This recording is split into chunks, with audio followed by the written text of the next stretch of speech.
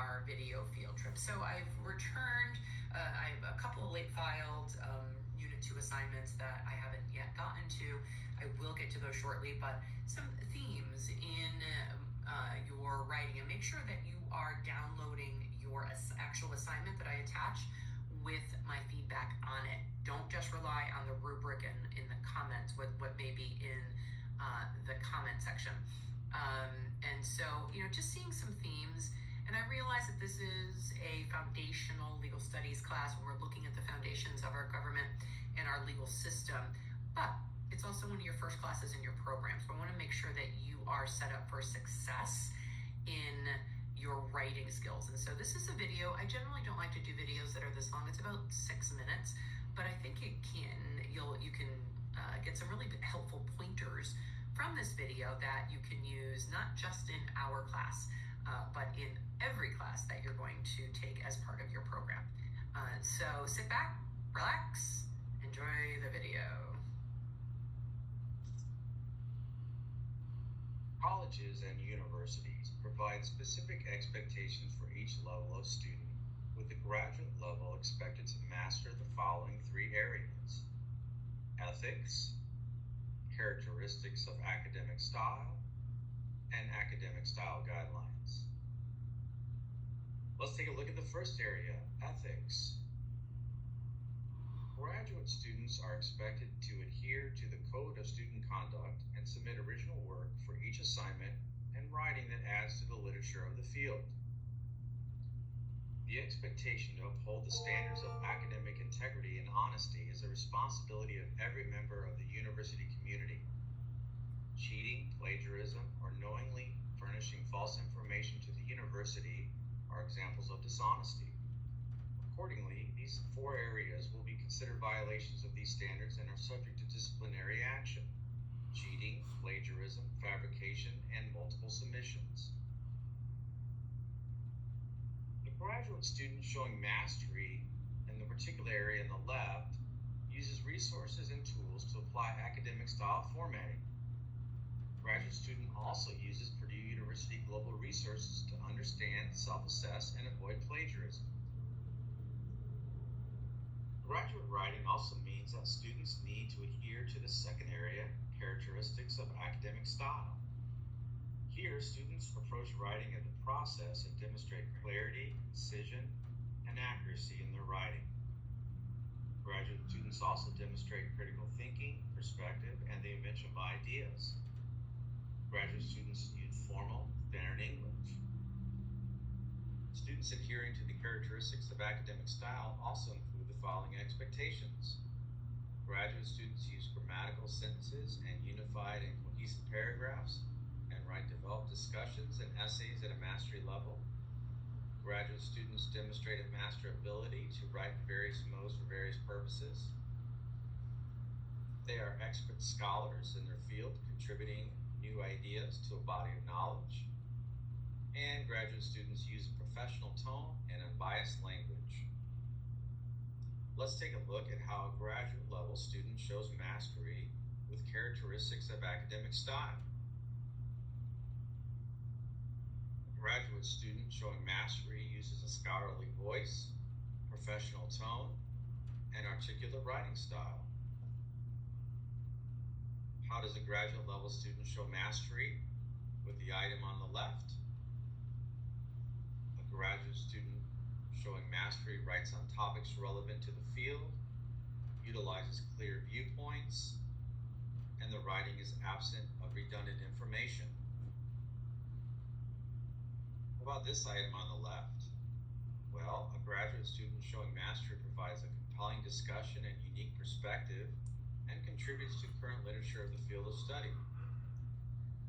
They also provide a sophisticated synthesis of research, analysis, and evaluation of sources in terms of credibility and usefulness. How about this item on the left? A graduate student showing mastery uses discipline-specific conventions, vocabulary, manuscript structure, and presentation. They also provide appropriate stylistic choices for the desired professional audience. How about this item? A graduate student showing mastery has writing that is free of spelling, mechanics, and punctuational errors. A graduate student showing mastery has writing that is well-developed paragraphs, typically 5 to 7 fully developed sentences. How about this item? A graduate student showing mastery has writing that is clear, precise, logical, supported, developed, and unified for a consistent flow of information. And finally, how about this item on the left? A graduate student showing mastery has writing that is free of contractions, jargon, and non-standard structures. The student also utilizes third-person point of view. Graduate writing requires students to adhere to the third area, citations and formatting standards. Here, students are expected to demonstrate a master skill for reading, comprehending, analyzing, and selecting read scholarly and or professional sources. Students are also expected to display a master recognition of diverse strategies for using sources, such as using combinations of narrative and parenthetical citations. Students are also expected to demonstrate a master ability of summarizing, paraphrasing, and quoting. Graduate students are also expected to display a master ability for citing sources in text and on a references list. Students are also expected to demonstrate a master ability to synthesize source information with their own ideas. Let's take a look at some examples. A graduate student showing mastery to the topic on the left would show a mastery in synthesizing and simplifying ideas and text from sources into their own words. How about this item on the left? Well, a graduate student showing mastery at paraphrasing will properly interpret the idea of others and will know how to identify main ideas for a summary.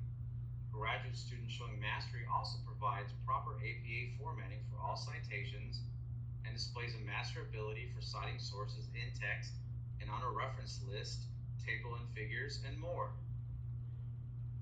There are general expectations for graduate level writing, including writing ethically, applying the characteristics of academic style, and synthesizing and citing information from sources, and also always adhering to citation and formatting standards per APA 7th edition.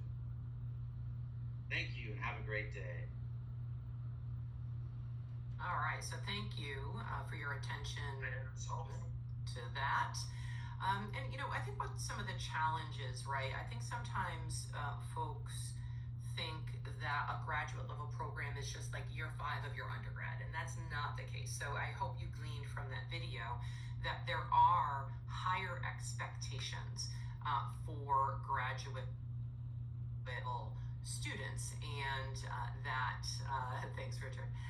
That gives you sort of an idea of the levels of mastery that will be expected. All right, let me shoot back to my. Okay, so I just want to say real quick is, as a former duly licensed counselor that's both in New York State and North Carolina, I should say state licensed counselor, K through 12, working on my 3rd master's degree, a bachelor's, or the formal term, a baccalaureate degree, it is not the same as a master's degree. And I've said this several times, and I just want to make sure it's inculcated for those that want to learn and grow, that an undergrad that's both an associate's and bachelor's, they can be challenging like any college degree. I mean, I've had some very